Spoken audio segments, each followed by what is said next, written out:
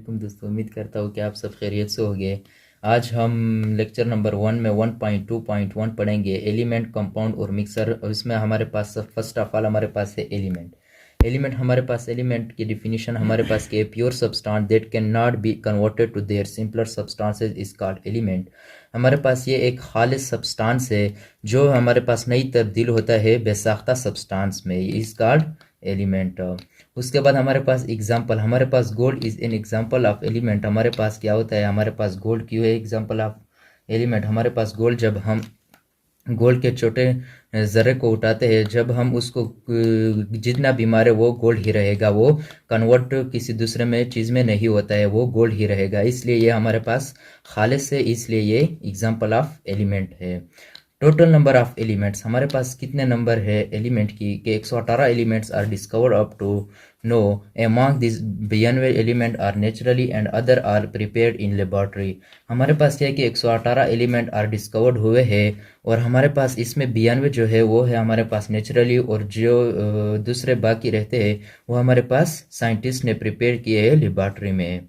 उसके बाद हमारे पास एक आर्टिफिशियल एलिमेंट कौन से होते हैं कि the element which are prepare in laboratory is called artificial element.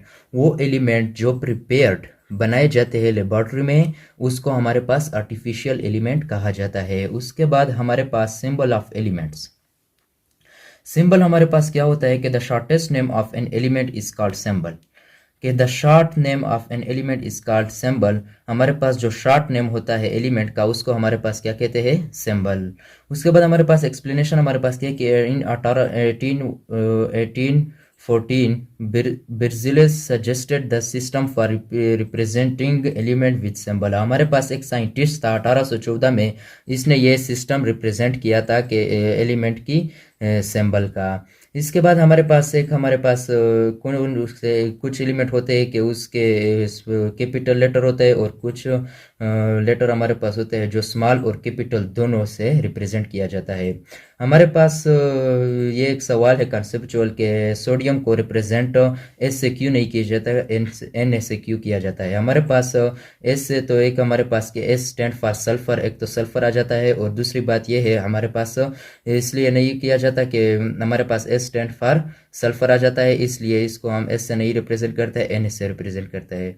दोस्तों, ये आज का हमारा लेक्चर था। इंशाल्लाह इस के बाद फिर हम दूसरे